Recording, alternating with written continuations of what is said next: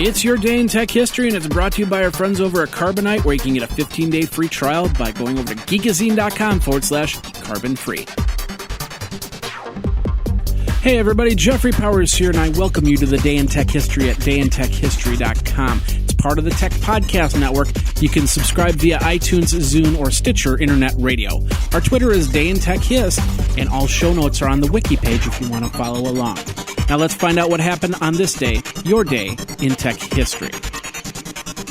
August 18th, 1947, the HP is incorporated, 9 years after William Hewlett and David Packard sold their first oscillators from a garage in Palo Alto, California.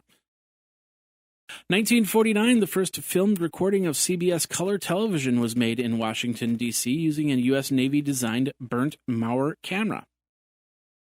1968, the very first official Gen Con was held at the Horticultural Hall in Lake Geneva, Wisconsin.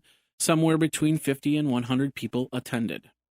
1982, Atari announced that it had obtained exclusive worldwide rights to market video games based on the sci-fi film E.T. the Extraterrestrial. 1985, Microsoft released the first version of Quick Basic on a single 5.25-inch floppy disk. 1989, Orange County Superior Court Judge Jack Mandel rules that the Atari Corporation must pay Keith Powell, the former president of Federated Group of Electronic Stores, $260,000 and former Vice President Merrill Lyons $175,000 in severance pay. 1992, Wang Laboratories, a former computer industry giant, files for bankruptcy after accumulating losses of $3.5 billion. 1993, software developer Ambrosia Software was founded in Rochester, New York. The company's bestseller would be Snaps Pro, although the company would be primarily produce games. And version 2.0 of the popular MS-DOS bulletin board system Remote Access BBS is released. 1995, Texas Instruments splits their stock 2-for-1. 97, AMD announced that IBM would use the K6 processor in low-end models of the Aptiva line. And Intel announced the availability of a 200 MHz Pentium Pro processor with 1 megabyte of cache memory, starting at $2,675. And version 4.02 of the Netscape Navigator web browser was released. And in 1998, the final version of the popular DOS NES emulator, NES-Stickle, is released by Bloodlust Software.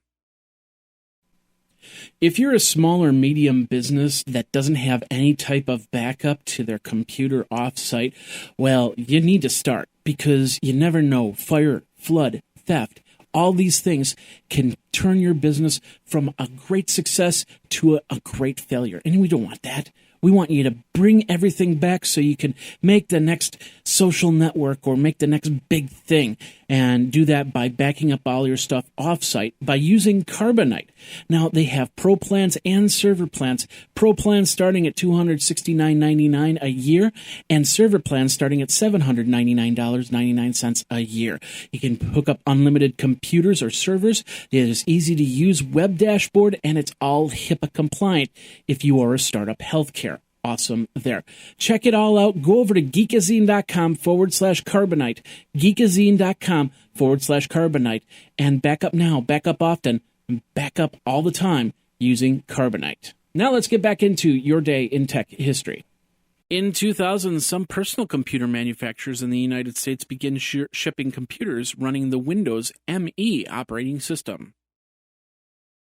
2003, Adobe first released the newly purchased Cool Edit Pro 2.0 as Adobe Audition after purchasing it from Centrillium Software in May of 2003. Also in 2003, the SoBig.F worm was recognized, and on August 19th, it set a record for sheer volume of emails it caused to send.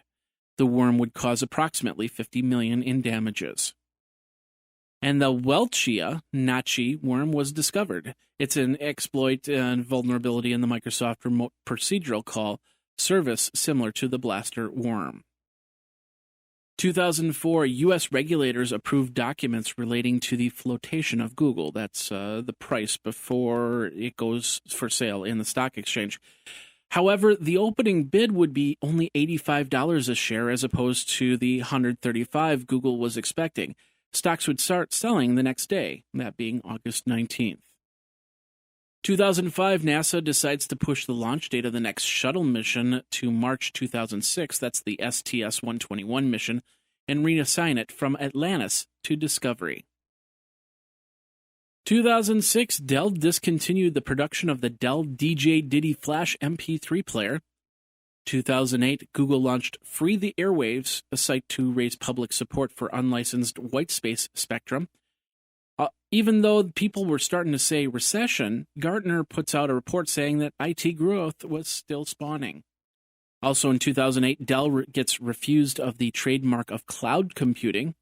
Google released 0.9 near release of the Android software development kit. Apple releases 2.0.2 for the iPhone. Included was the 3G fix, which fixed antenna issues. Mux Tape shuts down after their continued pressure from the RIAA. The U.S. Sports League announced that the plans to start streaming NBA games, and Yahoo Buzz goes general release. 2009, RIM opens BlackBerry app world. 2010, Facebook unveils the location-sharing Places platform. People could now say where they were via social networking program. And Google Documents add app search so you can find documents you created a lot easier. And in 2011, HP announced it's considering selling their PC division. CEO Leo Apotheker also announced that all WebOS production would be halted. That was the software that they purchased when they purchased Palm. This caused an uproar in the $99 tablet that they reduced the price to the touchpad. Later, HP backed down on the announcements and CEO Leo Apotheker would be fired. HP has now made WebOS open source. And that's your day in tech history. My name is Jeffrey Powers, www.dayintechhistory.com. All the show notes are over at wikizine.com, Geekazine's wiki. And of course, you can like the Facebook page and follow Twitter at DayInTechHist. Until tomorrow, take care. Day in Tech History is copyright 2014 JMP Enterprise and Geekazine.com.